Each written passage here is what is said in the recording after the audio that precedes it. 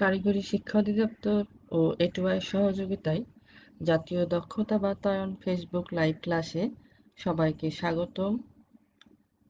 যথারীতি live sound ওকে আছে কিনা একটু চেক করে নিব ফার্স্টে।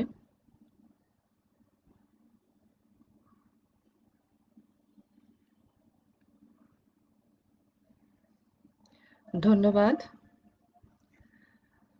ডিপ্লোমা ইন ইঞ্জিনিয়ারিং শিক্ষা কার্যক্রমের যে লাইভ ক্লাসটি চলছে তার আমরা আজকে ৮ম ক্লাসে উপস্থিত হয়েছি। প্রিয় ছাত্রছাত্রীবৃন্দ, সবাইকে শুভেচ্ছা এবং সালাম জানিয়ে ক্লাস শুরু করতে চাচ্ছি। কম্পিউটার টেকনোলজির ৬ষ্ঠ পর্বের সাবজেক্ট মাইক্রোপ্রসেসর অ্যান্ড ইন্টারফেসিং নিয়ে আমি উপস্থিত হয়েছি। Nasrin Akter, instructor computer, Rajshahi polytechnic institute. Lecture ৮-এ যা আলোচনা করব মাইক্রোপ্রসেসর অ্যান্ড ইন্টারফেসিং এর অধ্যায় ৩ এবং ৫। অধ্যায় ৩ 8086 মাইক্রোপ্রসেসরের মেমোরি ইন্টারফেসের শেষ অংশটুকু এবং অধ্যায় ৫-এর 8086 মাইক্রোপ্রসেসরের আইও ইন্টারফেস এবং পেরিফেরালের দুটি পয়েন্ট আমরা আজকে আলোচনা করব। আজকের আলোচনায় যা যা থাকবে সেটা হলো 8086 মাইক্রোপ্রসেসরের সিস্টেম বাস ডিমাল্টিপ্লেক্সিকরণ টেকনিক, 8086 মাইক্রোপ্রসেসরের মেমোরি ও আইও রাইট বাস সাইকেল এবং 8086 মাইক্রোপ্রসেসরের মেমোরি ও আইও রিড বাস সাইকেল। তাহলে আমরা আলোচনায় চলে যাই। প্রথম পয়েন্টে আমরা আলোচনা করব 8086 মাইক্রোপ্রসেসরের সিস্টেম বাস ডিমাল্টিপ্লেক্সিকরণ টেকনিক। আমরা প্রথম পিন ডায়াগ্রাম থেকেই দেখে আসছি যে 8086 মাইক্রোপ্রসেসরের বেশ কিছু পিন মাল্টিপ্লেক্সের অবস্থায় থাকে। মাল্টিপ্লেক্সের অবস্থাটা প্রকাশ করার জন্য আমরা এখানে পাশে একটা 2 চ্যানেল মাল্টিপ্লেক্সার সার্কিট দেখানো হয়েছে। এখানে একটি সিলেক্টরের মাধ্যমে যে কোনো একটি ইনপুট আউটপুটে যাবে। এটাই হলো মাল্টিপ্লেক্সারের কাজ বলে আমরা জানি। এখানে ইনপুটের সংখ্যাটা নির্ভর করে সিলেক্টরের উপরে, অর্থাৎ ইনপুট সংখ্যা equal to the power selector. যেহেতু এখানে সিলেক্টর রয়েছে একটি, তাহলে আমার টু দি পাওয়ার 1 অর্থাৎ ইনপুটের সংখ্যা হবে 2। এখানে D0 এবং D1 হলো দুটি ইনপুট সংখ্যা। এখন সিলেক্টরের উপরে নির্ভর করে যে কোনো একটি আউটপুটে যাবে। কেমন করে? S0 যদি 0 হয় তাহলে D0টি আউটপুটে আমরা অ্যাভেলেবল পাবো। একইভাবে যদি S0 1 হয় তাহলে D1টা আমরা আউটপুটে পাবো। এই কনসেপ্টেই আমার 8086 মাইক্রোপ্রসেসরের মাল্টিপ্লেক্সার বাসগুলোকে ব্যবহার করা হয়ে থাকে।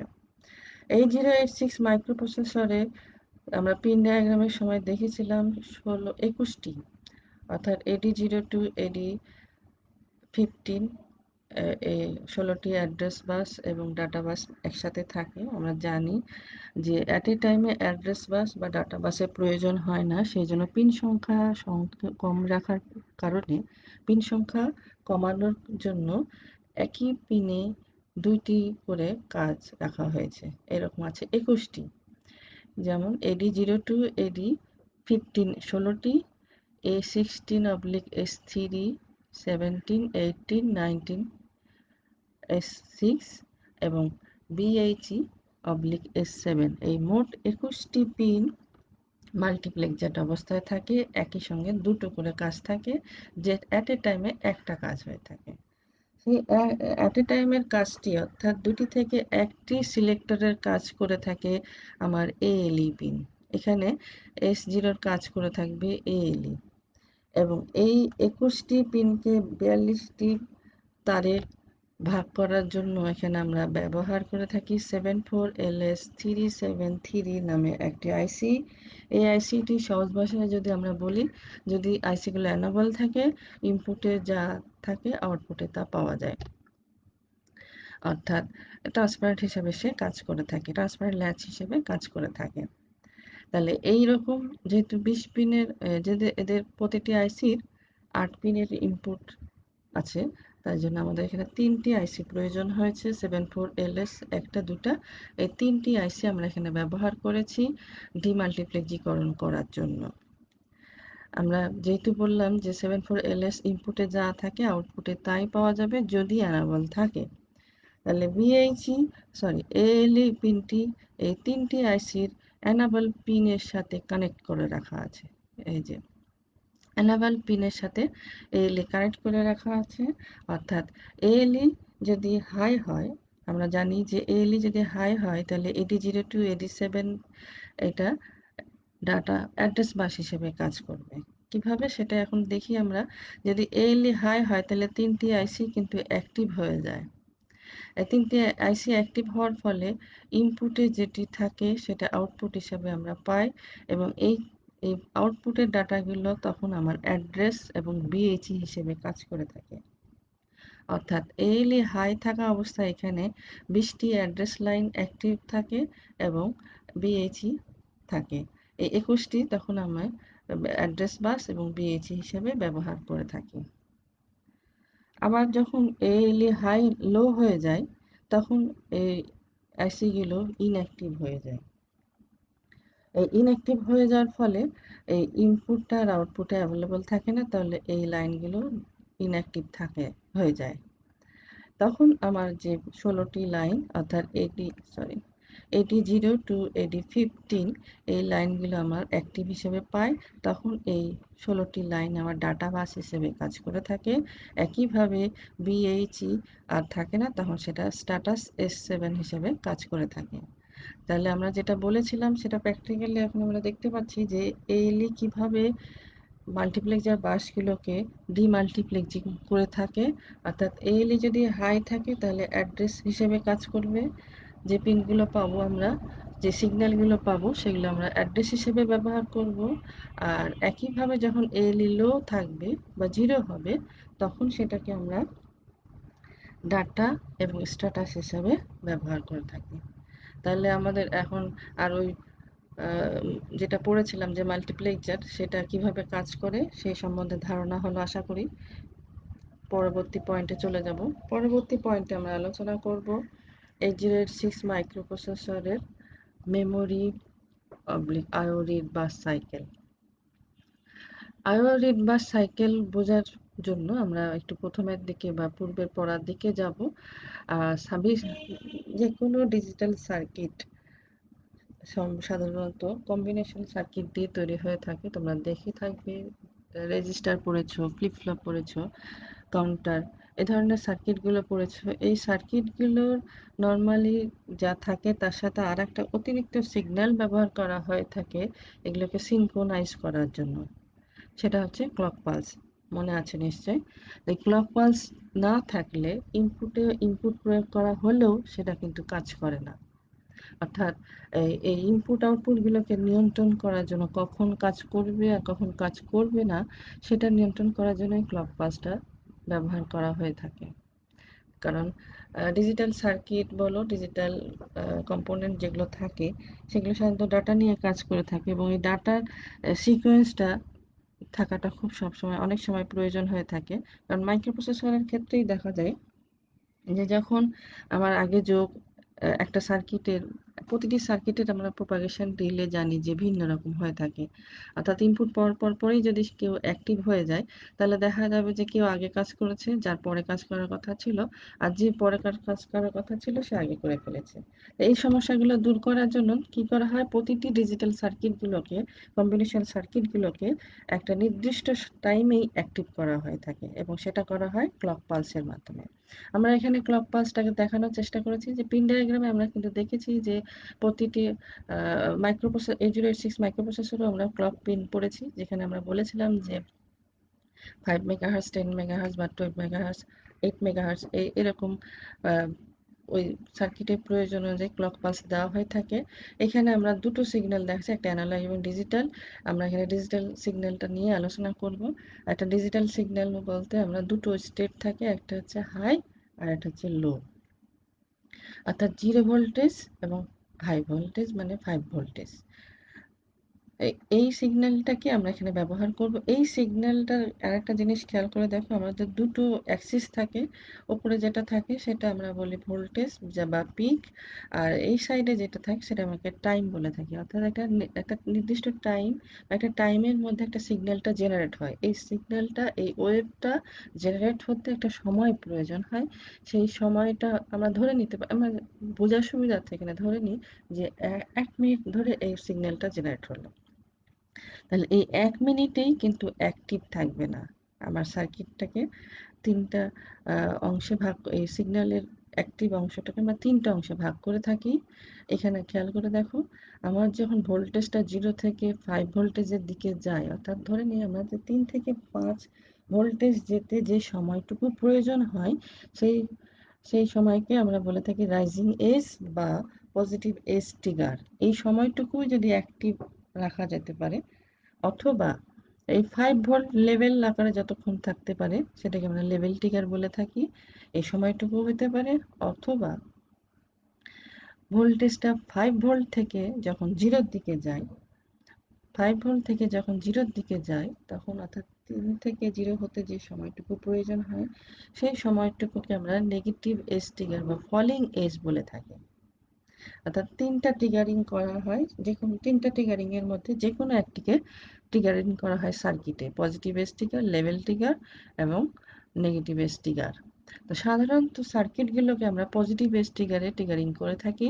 অর্থাৎ এই 1 মিনিটের মধ্যে এই রাইজিং, পজিটিভ রাইজিং যদি 5 সেকেন্ড হয়, তাহলে এই 5 সেকেন্ডের জন্যই সার্কিটগুলো সিগন্যাল পাবে এবং সার্কিটগুলো কাজ করবে।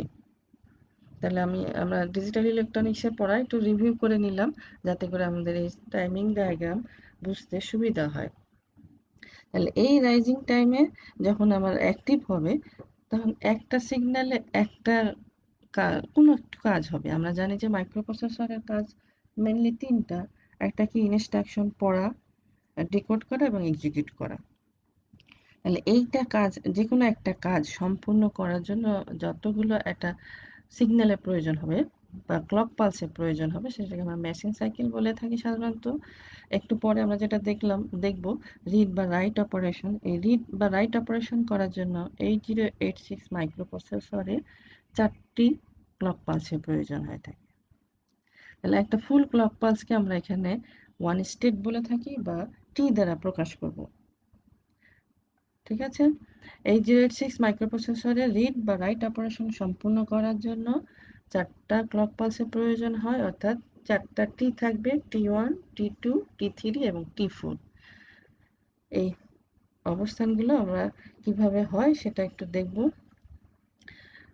তাই টাইমিং ডায়াগ্রাম দেখার আগে বা বাস সাইকেল দেখার আগে আমাদের আরো কিছু পয়েন্ট জানা দরকার। সেটা হলো যে 8086 মাইক্রোপ্রসেসরের যে পিন ডায়াগ্রাম আমরা দেখেছিলাম, সেই পিন ডায়াগ্রাম থেকে আমরা যেটা জানি যে রিড অপারেশন বা রাইট অপারেশন করার জন্য কাদের কাদের প্রয়োজন। অ্যাকচুয়ালি আমাদের এখানে যেটা প্রয়োজন সেটা হলো যে রিড বা রাইট অপারেশন করার জন্য যে সিগন্যালের সাথে তাদের অবস্থান প্রকাশ করব, সেটাই তো হবে রিড বা রাইট বাস সাইকেল। তাহলে সময়ের সাথে বা ক্লক পালসের সাথে কোন কোন পিনের পরিবর্তন দেখাবো সেটা আমাদের জানা দরকার আগে। তাহলে রিড বা রাইট অপারেশনের জন্য আমার কি কি প্রয়োজন। প্রথমে আমরা দেখি যে রিড করতে গেলে আমার কি কি কি কাজ হবে। রিড করবো আমি কোথা থেকে? মেমোরি বা আইও ডিভাইস থেকে। তাহলে আমার লোকেশনটা ফার্স্ট প্রয়োজন। তাহলে আমার অ্যাড্রেস বাস প্রয়োজন। যেহেতু ডাটা রিড করব, তাহলে ডাটা রাখার জন্য আমার ডাটা বাস দরকার। তাহলে AD0 to AD15 এবং A16 থেকে A19, অর্থাৎ 20টি অ্যাড্রেস বাস এবং 16টি ডাটা বাস প্রয়োজন। যেহেতু ব্যাংক থাকবে, তাহলে ব্যাংক সিলেকশনের জন্য BHE/S7 এই পিনটি প্রয়োজন হবে। মাল্টিপ্লেক্সার বাস রয়েছে, তাহলে ALE দরকার হবে। অবশ্যই প্রথমে আমার যেটা দরকার ছিল যে মিনিমাম মোডে কাজ করব না ম্যাক্সিমাম মোডে কাজ করব, সেটা সিলেকশনের প্রয়োজন, দেখানোর প্রয়োজন যে আমি মিনিমাম মোডে এরকম রিড হচ্ছে, ম্যাক্সিমাম মোডে এরকম রিড হচ্ছে। তাহলে min/max পিন দরকার। একটু আগে যেটা বললাম যে আমরা দুটো জায়গা থেকে মাইক্রোপ্রসেসর ডাটা আদান প্রদান করে থাকে, একটা হচ্ছে মেমোরি আর একটা হচ্ছে আইও। তাহলে কোথা থেকে কানেক্ট হচ্ছে, তাহলে সেটা বোঝানোর জন্য এম অবলিক আইও দরকার। যেহেতু রিড এবং রাইট আছে, তাহলে অবশ্যই ডিটি অবলিক আর রিসিভ করছি না ট্রান্সমিট করছি সেটা প্রকাশ করতে হবে। ডাটা নিয়ে আসার জন্য অবশ্যই ডাটা অ্যাভেলেবল হতে হবে, ডাটা বাস অ্যাভেলেবল হতে হবে, তাহলে ডিইএন এর প্রয়োজন। আর রিড আর রাইট অপারেশন করার জন্য অবশ্যই কন্ট্রোল সিগন্যাল দরকার, তাহলে রিড এবং রাইট সিগন্যাল দরকার। তাহলে এই পিনগুলোর অবস্থান সময়ের সাথে পরিবর্তন যা হচ্ছে সেটাই হবে রিড অপারেশন বা রাইট অপারেশন। তাহলে আমরা যদি ডায়াগ্রামে যাই, আমরা টাইমিং ডায়াগ্রাম একটু আগে বলছিলাম যে সময়ের সাথে অর্থাৎ ক্লক পালসের সাথে এই যে রিড অপারেশনের সাথে বা রাইট অপারেশনের সাথে পিনগুলোর অবস্থান কে হাই হচ্ছে আর কে লো হচ্ছে, কোন স্টেটে হচ্ছে, সেটাই তুলে ধরাই হলো বাস সাইকেল বা টাইমিং ডায়াগ্রাম। আমরা প্রথমে দেখাবো 8086 মাইক্রোপ্রসেসরের রিড বাস সাইকেল। একটু আগে আমরা দেখলাম যে 8086 মাইক্রোপ্রসেসরের রিড অপারেশনের জন্য যাদেরকে প্রয়োজন, এবং একটা রিড অপারেশনের জন্য কয়টি ক্লক পালসের প্রয়োজন, চারটির কথা বলেছি। T1, T2, T3 এবং T4। T3 এবং T4 এর মাঝখানে একটা ডিলে থাকে অনেক সময়। আমরা জানি মাইক্রোপ্রসেসরের স্পিড এবং পেরিফেরাল ডিভাইসের স্পিড এক থাকে না, এই সমন্বয় করার জন্য কিছুটা ওয়েটিং এর প্রয়োজন হয়, সেইটা এই এই T3 এবং T4 এর মাঝেই ব্যবহার করা থাকে। সে আমরা আপাতত এখানে দেখাইনি। চারটা ক্লক পালসের কি কি পরিবর্তন হচ্ছে সেটাই আমরা দেখাচ্ছি। প্রথমে আমরা যেটা বললাম যে আমরা ফার্স্টে আমাদের চিন্তায় আসবে যে আমি মিনিমাম মোডে এটা কাজ করছে না ম্যাক্সিমাম মোডে কাজ করছে। তাহলে আমরা এখানে নর্মাল মিনিমাম মোডে দেখাচ্ছি। তাহলে মিনিমাম আমরা জানি, বলেছিলাম যে হাই হলে মিনিমাম আর লো হলে ম্যাক্সিমাম। তাহলে অবশ্যই এই পিনে যদি হাই থাকে, হাই আছে, একটু খেয়াল করে দেখো এই সিগন্যালটা শুরু হওয়ার সাথে সাথে এটা হাই হয়ে গেছে, তার মানে এই মাইক্রোপ্রসেসর 8086 মাইক্রোপ্রসেসর মিনিমাম মোডে অপারেট হচ্ছে। আচ্ছা, আর আমরা আরেকটা যেটা দেখলাম যে রিড বাস সাইকেল, তাহলে মাইক্রোপ্রসেসর মেমোরি থেকে পড়বে, তাহলে এম অবলিক আইও বার এই পিনের কাজ ছিল যে দেখানো যে মাইক্রোপ্রসেসর বর্তমানে কার সাথে কানেক্টেড রয়েছে। আমরা বলেছিলাম যে 1 থাকলে, হাই ভোল্টেজ থাকলে এই পিনে যদি হাই ভোল্টেজ থাকে তাহলে মাইক্রোপ্রসেসর মেমোরির সাথে কানেক্টেড, আর যদি 0 থাকে তাহলে ইনপুট আউটপুট ডিভাইসের সাথে কানেক্টেড। আমরা এটা দেখাচ্ছি কিসের জন্য, এগুলো একটু খেয়াল রাখবে যে আমার প্রশ্নে যদি অনেক সময় উল্টানো থাকে, রিড আইও রিড যদি বলে থাকি সেক্ষেত্রে কি হবে। এখানে খেয়াল করে দেখো যে রিড বলেছি আমরা, তার মানে মেমোরি থেকে রিড করতে চাচ্ছি। তাহলে মেমোরি থেকে রিড করতে চাইলে এই সিগন্যালে অবশ্যই হাই, আমি ছবি আঁকানোর সময় খেয়াল করবে এটা অবশ্যই হাই দিয়ে যাবে। আচ্ছা, আর প্রথম অবস্থায় আমরা জানি যে প্রতিটা মেশিন সাইকেল শুরু হওয়ার সময় এএলই হাই থাকে। তাহলে এএলই যদি হাই হয় তাহলে আমরা AD0 টু AD15 এবং A16 থেকে A19 এটা অ্যাড্রেস বাস হিসেবে কাজ করবে, একটু আগে আমরা দেখলাম।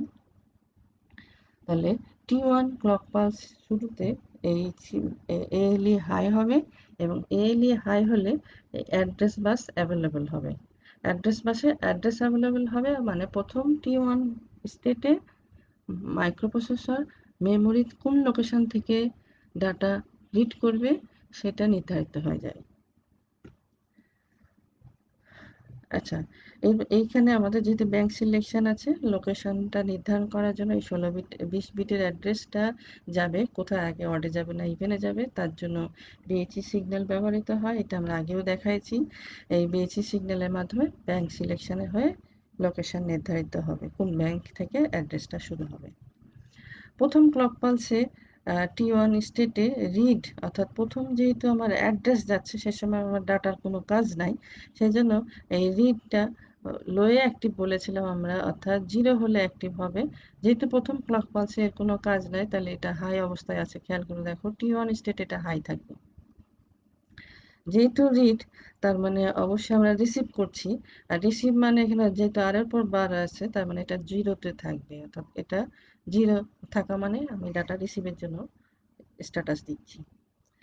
আর যখন রিড সিগন্যাল রয়েছে, তখন অবশ্যই আমি চেক করতে থাকবো যে ডাটা বাস আমার অ্যাভেলেবল কখন, ডাটা বাস আমার অ্যাভেলেবল হচ্ছে কখন। এই খেয়াল করে দেখো, এই যে T1 স্টেটে আমার অ্যাড্রেস বাস গেল, এটা থেকে আমার ডাটা বাস অ্যাভেলেবল হতে কিছুটা ফ্লোটিং অবস্থায় রয়েছে, কিছুটা সময় যায়। যে অ্যাড্রেস বাস থেকে ডাটা বাস পাওয়ার কিছুটা সময় যেটা যায়, সেই জন্য এই অ্যানাবেলটা, ডাটা বাস অ্যানাবেলটা আমার স্টার্ট হয়েছে T2 র মাঝখান থেকে। খেয়াল করে দেখো, এই অবস্থা থেকে আমি ডাটা বাসে ডাটা অ্যাভেলেবল পাবো। তাহলে এখন আমরা যদি আরেকটু আলোচনা করি যে প্রথম ক্লক পালসে আমার অ্যাড্রেস, যে মেমোরি লোকেশন নির্ধারিত হয়ে যায়। নির্ধারিত হয়ে যাওয়ার পরে আমার ALE লো হয়ে যায়, ALE T2 স্টেটে লো হয়ে যায়।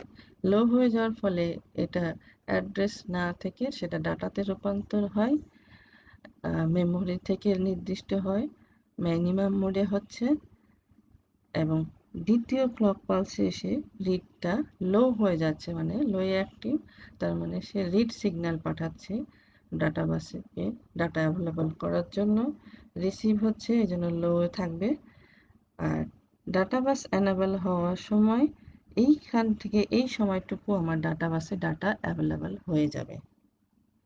তাহলে T3 আর T4 এর মধ্যে আমি ডাটা বাসে ডাটা, রিডকৃত ডাটাটা পেয়ে যাবে। অর্থাৎ মাইক্রোপ্রসেসর T4 টাইম পরে আমার ডাটা পেয়ে যাবে, রিড হয়ে যাবে। আশা করি তোমরা রিড অপারেশনটা বুঝছো। একটা বুঝলেই আমরা বাকি যে চারটি আমরা এখানে আলোচনা করতে চেয়েছি, চারটা মানে হচ্ছে যে একটা হচ্ছে মাইক্রোপ্রসেসর মেমোরি থেকে রিড করতে পারে, মেমোরি থেকে রাইট করতে পারে দুইটি। আর মাইক্রোপ্রসেসর আইও ডিভাইস থেকে রিড করতে পারে এবং রাইট করতে পারে। এই চারটা চিত্র আমরা একটা আঁকালেই, একটা বুঝতে পারলেই এই বাকি তিনটি অটোমেটিকলি আমরা পারবো। সেটাই আমরা এখন দেখাবো। তাহলে রিড অপারেশন আশা করি বুঝতে পারছো। পরবর্তীতে যে যদি যাই, যে আমরা এটা দেখাবো কি আইও রিড, এটা দেখাচ্ছে আইও রিড। তাহলে একইভাবে রিড অপারেশন করার জন্য ফার্স্ট ক্লক পালসে T1 স্টেটে ALE হাই, ALE হাই হওয়ার ফলে AD02, AD15 এবং A19 to A16 অ্যাক্টিভ হবে। অর্থাৎ T1 স্টেটে ডাটা অ্যাড্রেস পাস হয়ে যাবে, অ্যাভেলেবেল হবে। ইনপুট আউটপুট ডিভাইসের অ্যাড্রেস যাবে যে কোন লোকেশন থেকে ডাটাটা পড়া হবে, যথারীতি মিনিমাম অবলিক ম্যাক্সিমাম। এটা আমরা যেহেতু সবগুলো মিনিমাম মোডেই দেখাচ্ছি, তার মানে এটা হাই আছে। তোমার যদি উল্লেখ থাকে যে ম্যাক্সিমাম মোডে দেখাও, তখন আমরা এই সিগন্যালটা কি লো দিয়ে দেখাবে, হাই না দিয়ে লো দিয়ে দেখাতে হবে। আর এইখানে আমরা আগেরটাতে দেখলাম, খেয়াল করে দেখো, এখানে মেমোরি উপর দিয়ে গেছে মানে হাই, আর এখানে আমার লো দিয়ে গেছে। যেহেতু আমরা কি অপারেশন দেখাচ্ছি, মেমোরি আইও, সরি, আইও ডিভাইস থেকে দেখাচ্ছি। এবং 1 থাকলে মেমোরি হবে, আর 0 থাকলে এখানে ইনপুট আউটপুট ডিভাইসকে বোঝানো হয়ে থাকে। তাহলে এটা অবশ্যই মেমোরি আইও বোঝানোর জন্য এটা অবশ্যই লো থাকতে হবে। তোমরা এটা মাথায় রাখবে যে প্রশ্নে যদি মেমোরি বলে তাহলে উপর দিয়ে যাবে, আর যদি ইনপুট আউটপুট ডিভাইস তাহলে লো দিয়ে যেতে হবে। একইভাবে রিড অপারেশন সেম ভাবে কাজ করবে। দ্বিতীয় ক্লক পালসে অ্যাক্টিভ হবে এবং ডিটি অবলিক আর যেহেতু রিড করছি, তার মানে এটা লো থাকবে যেহেতু রিসিভ হবে। তাহলে আমরা যদি সংক্ষেপে আবার বলি যে T1 স্টেটে অ্যাড্রেস বাসের মাধ্যম দিয়ে অ্যাড্রেস লোকেশন নির্ধারিত হবে ইনপুট আউটপুট ডিভাইসে। দেন T2 স্টেটে এসে সেটা অ্যাড্রেস বাস অফ হয়ে যে ডাটা বাস অ্যাক্টিভ হবে এবং রিড সিগন্যাল প্রয়োগ হবে। রিড সিগন্যাল প্রয়োগ হওয়ার ডাটা বাস অ্যানাবল যখন হবে, তখন আমার ইনপুট আউটপুট ডিভাইস থেকে ডাটাটা রিড করা হবে। তাহলে এই পরবর্তীতে আমরা চলে যাই রাইট অপারেশনে। রাইট অপারেশন দেখে আমরা একটু আগে বললাম যে একটি যদি বুঝতে পারি তাহলে আমাদের বাকিগুলোর কোনো সমস্যা হবে না। আমাদের শুধু পরিবর্তন খেয়াল করে দেখো, রাইট আছে, এছাড়া বাকি সিগন্যালগুলো সবই রয়েছে, শুধু পদ্ধতিটা একটু হবে। আমরা আলোচনা করি যে T1 স্টেট আমাদের বললাম যে রিড বা রাইট অপারেশনের জন্য 4টা ক্লক পালসের প্রয়োজন। এখানে রয়েছে 4টা ক্লক পালস। প্রথম ক্লক পালসে ALE হাই, ALE হাই থাকলে T1 স্টেটে অ্যাড্রেস অ্যাভেলেবেল হবে। আচ্ছা, রাইট অপারেশন করার জন্য আমাদের কি হবে, যেহেতু ডাটাটা মাইক্রোপ্রসেসর কাছ থেকে মেমোরিতে যাচ্ছে, তার মানে মেমোরির কোন লোকেশনে ডাটাটা সেভ হবে সেই লোকেশনটা আগে নির্ধারিত হবে, তারপরে ডাটা বাসের মাধ্যমে ডাটাটা যাবে। তাহলে প্রথমে আমার অবশ্যই কোথায় ডাটাটা যাবে সেজন্য লোকেশন T1 স্টেটে সেট হয়ে যাবে। মিনিমাম মোডে আমরা দেখাচ্ছি এবং মেমোরি দিয়ে দেখাচ্ছি, সেই জন্য হাই যাচ্ছে, এলি হাই, অ্যাড্রেস গেল। এটা বাস সিলেকশনের জন্য ব্যবহৃত হচ্ছে। আর প্রথম অবস্থায় যেহেতু লোকেশন নির্ধারিত হচ্ছে, তখন আমার রাইট কন্ট্রোল সিগন্যালের প্রয়োজন নাই, T2 স্টেটে এসে রাইট সিগন্যালের প্রয়োজন হয় এবং T2 স্টেটে এসে এটা লো হয়ে যায়। আমরা জানি যে রাইটটা হলো লোয়ে অ্যাক্টিভ, অর্থাৎ লোয়ে অ্যাক্টিভ মানে 0 হতে হবে, 0 হলে এই সিগন্যালটা কাজ করবে। তার মানে T2 স্টেটে এসে এটা লো হয়ে গেছে এবং যেহেতু আমরা এটা কি ট্রান্সফার করছি ডাটা, তাহলে এটা এই সিগন্যালটা হাই দিয়ে যাওয়ার কথা। ডাটা বাস এনাবেল হতে হবে ডাটা ট্রান্সফার করার জন্য। তাহলে রাইট সিগন্যাল লো হওয়ার ফলে এইখান থেকে আমার ডাটাটা মাইক্রোপ্রসেসর থেকে যে মেমোরি লোকেশনটা নির্ধারিত হয়েছিল সেই লোকেশনে ডাটাটা চলে যাবে। ঠিক একইভাবেই আমরা যদি রাইট অপারেশন আইও ডিভাইস থেকে দেখাতে চাই, সব কিছু ঠিক রাখবে, সবই ঠিক থাকবে, শুধু এই জায়গাতে আমার চেঞ্জ হবে। একটু আগে আমরা রিড অপারেশনে যা দেখেছিলাম ডায়াগ্রামে কোনো পরিবর্তন নাই, আমার শুধু আমার এই জায়গাতে পরিবর্তন হবে। যদি মেমোরি থেকে হয়, তাহলে আবার বলছি, যদি মেমোরি থেকে হয় তাহলে হাই সিগন্যাল দিয়ে পাঠাবো, আর যদি আইও বলে থাকি তাহলে অবশ্যই লোয়ে দিয়ে যাবে। তাহলে একটা চিত্র বা একটা ডায়াগ্রাম যদি তোমরা বুঝতে পারো, বাকি তিনটি কোনো পরিবর্তন হয় না, সবগুলোই মোটামুটি একই থাকে। আশা করি তোমাদের বুঝতে সুবিধা হয়েছে। এরপরে না দেখেই বা না মুখস্থ করেই আশা করি তোমরা এই ডায়াগ্রামগুলো অঙ্কন করতে পারবে। বাসায় অবশ্যই আঁকাবে এবং প্র্যাকটিস করবে। এই ছিল আমাদের আজকের আলোচনা। এর মাধ্যম দিয়ে আমরা 806 মাইক্রোপ্রসেসরের 3 number chapter microprocessor memory interfacing এবং খুব গুরুত্বপূর্ণ চ্যাপ্টার শেষ করে ফেললাম। আগামী ক্লাসে আমরা অ্যাড্রেসিং মোড নিয়ে আলোচনা করব। আজকের ক্লাস নিয়ে যদি তোমাদের কোনো প্রশ্ন থাকে তাহলে অবশ্যই কমেন্টসের মাধ্যমে প্রশ্ন করো, আমি অবশ্যই কমেন্টসে উত্তর দেওয়ার চেষ্টা করব। সবাই ভালো থেকো। হ্যাঁ, যথারীতি আমরা যে লাইভ ক্লাসটা চালাচ্ছি জাতীয় দক্ষতা বাতায়ন, অর্থাৎ www.facebook.com/skills.gov.bd তে গেলে আমরা এই লাইভ ক্লাসগুলো তোমরা দেখতে পাবে। অথবা যদি আর্কাইভ, অনেকেই বলে যে এর আগের ক্লাসগুলো কোথায় পাবো, ফেসবুকেও পাওয়া যাবে।